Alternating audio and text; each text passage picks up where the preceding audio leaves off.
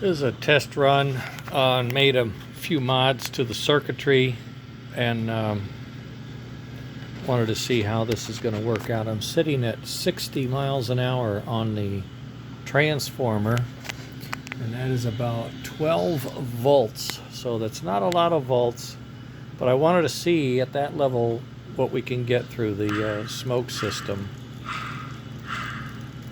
And we're sitting at 6.7 or 6.8, but as soon as we start pumping air in there, it starts to cool down, and the thermistor then says, I need more volts.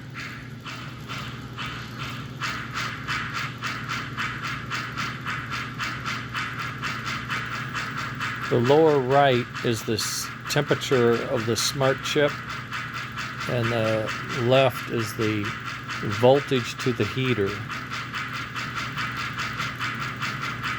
And what I'm doing is I'm rotating the control on my TMCC cab 1, and I'm just rotating it up slowly.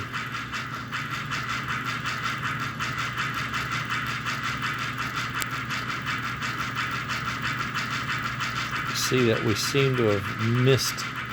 We're blowing past our smoke capability, it seems. We're at 6.7 volts. We should have smoke right now. Too much air, I suppose.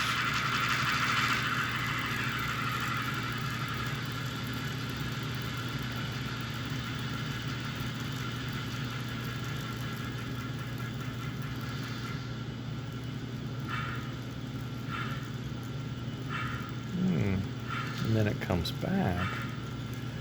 It's not reacting to the speed, the airflow as much. I may have the heater too low in the chamber, too far down from the lid, out of the path.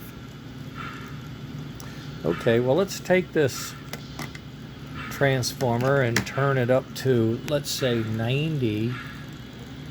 Let's see, from 60 to 90, it's a couple volts, so it's about 13.5 volts.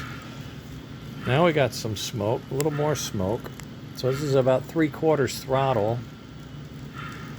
See, we got more voltage. We're at 7.9, getting close to going to 8. You'll see the 8 a lot easier than that. And the chip is still at a healthy 45 degrees C. So, all right, let's roll this baby up.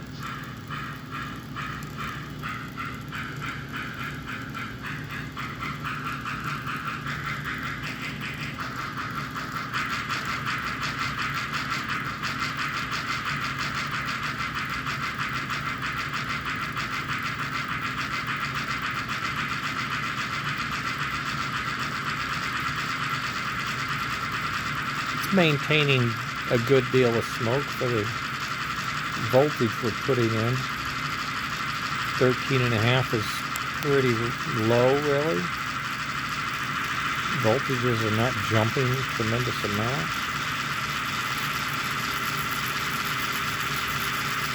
Flat out.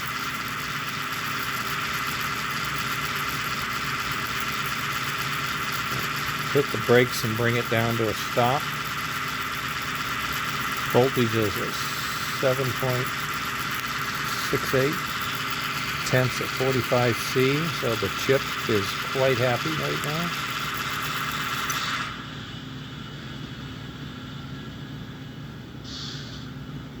Now the heater is going to continue to heat for a moment, and that should pull the volts down.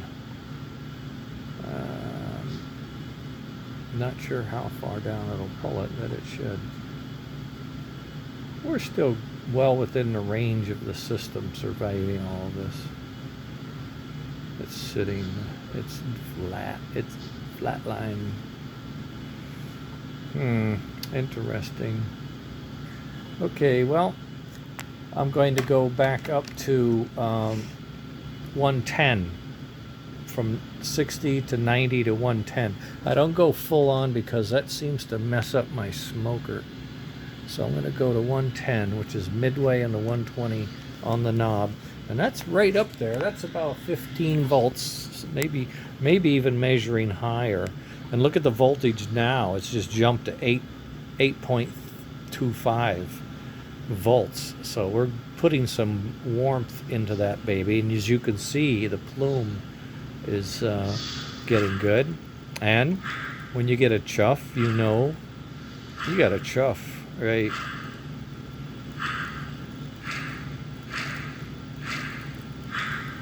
Healthy puff chuff sound and a healthy puff of smoke.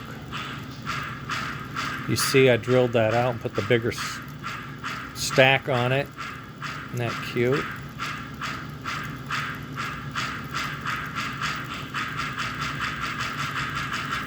Still 47C, which is nothing for this thing. And we're around 8.2, 8.3.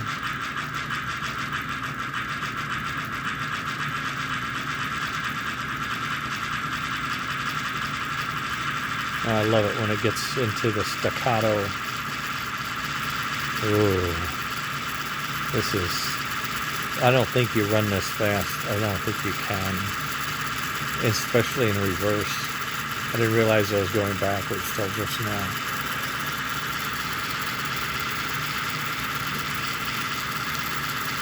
Flat out.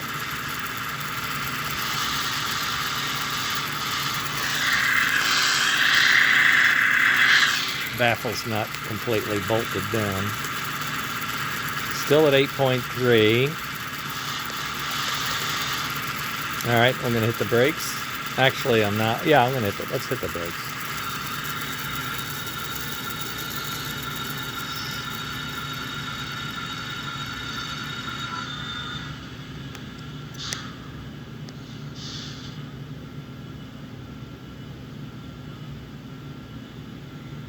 Voltage is dropping slowly. The heat will start to build up a little bit, maybe. 8.4. 4.8, I mean. So the chip, the funny thing is, the chip heatsink that I installed is a piece of shower door frame that I cut, drilled, and sawed and turned into a heatsink. It's pretty big, but it fits and it works. Yeah, so I'm happy with that. Okay, so we're down to 8.0 volts at idle at 110 miles per hour, which is equivalent to about 15 volts and 1.1 amps. 1.1 amps. All this fun on just over an amp. How can you go wrong?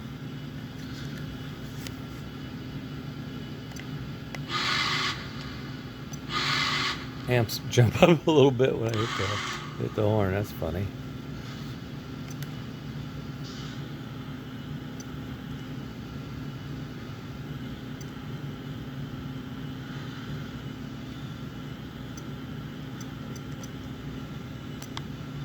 How's that track look? Are we clear? Over.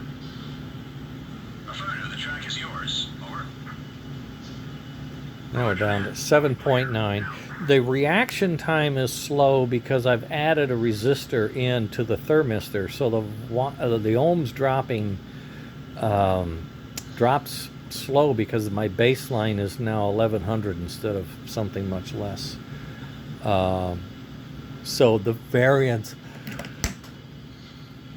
the change in degree of ohms is smaller. It's like changing one at a time instead of 5 at a time, if that makes sense. At any rate, so it does drop, but it drops slow. If I sit here 3 or 4 minutes, it'll be down to almost 7 volts. So this is a good thing. I mean, it will survive. It'll live this way, and it'll be fine. And then if I take it back up to full speed, I'll just hit the boost button and see if it takes off on us. Let's see what we get out of it.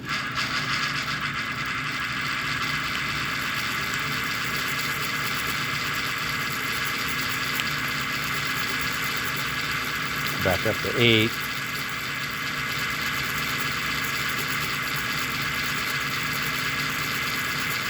See how slowly it climbs, but it does climb. That's a good thing.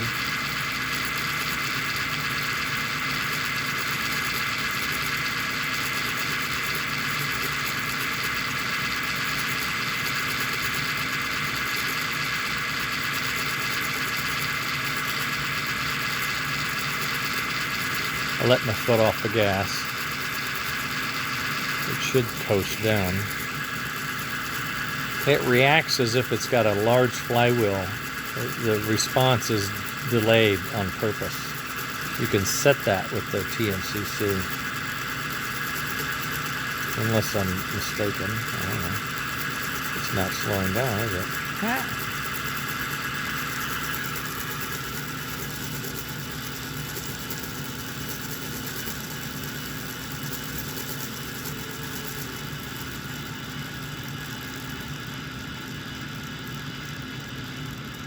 Notice the chuff noise goes away when you're under driving, you know, when you're not really pulling power.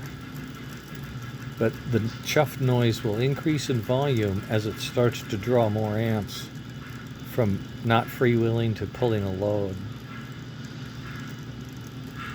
See that? Labored chuff with a load gets louder. Isn't that fun?